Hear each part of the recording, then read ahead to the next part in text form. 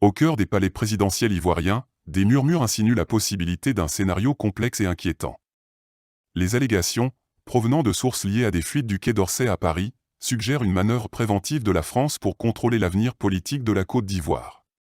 Cette initiative, suscitée par le succès du coup d'État au Gabon, soulève des questions quant à la nature de l'influence française dans la région.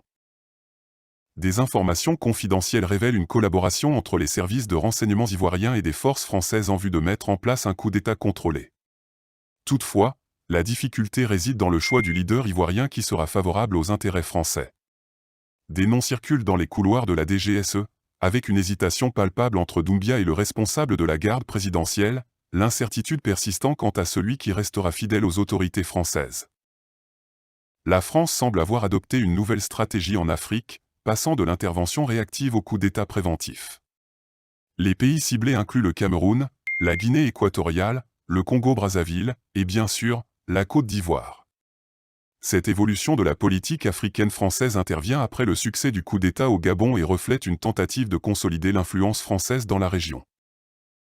Dans le cas spécifique de la Côte d'Ivoire, la France soutient discrètement la perspective de succession d'Alassane Ouattara par son frère cadet, Ibrahim Ouattara. Cependant, cette option, en raison des enjeux politiques, semble improbable. Face à cette impasse, l'opposition ivoirienne se positionne pour former une alliance historique, forçant la France à accélérer ses plans afin de maintenir son influence dans la région. Un élément temporel crucial émerge des informations recueillies, le coup d'État pourrait être exécuté après la Coupe d'Afrique des Nations, CAN. Les renseignements français estiment que les Ivoiriens attachent une grande importance à cet événement sportif, et toute perturbation pendant la CAN pourrait être mal perçue.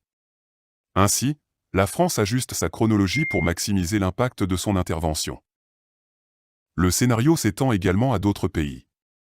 En Guinée équatoriale, la France amorce un rapprochement avec les autorités en libérant partiellement des biens mal acquis. Cette manœuvre vise à faciliter un coup d'État orchestré par la France dans ce pays. Au Cameroun, la France soutient la succession improbable de Franck Biya, créant ainsi un prétexte pour un coup d'État présenté comme un mouvement populaire. Que c'était l'heure de partir, parce que ça va mal se finir. Moi, je vous fiche mon billet que d'ici à la fin du quinquennat du président Macron, il va y avoir encore des pays qui vont tomber, des régimes qui vont tomber. Vous pensez à qui? Le Cameroun de Paul Biya, voilà. Le Congo-Brazzaville de voilà. Sassou Nguesso, par exemple. Et peut-être encore, et le Tchad où il peut y avoir encore du mouvement. Tchad.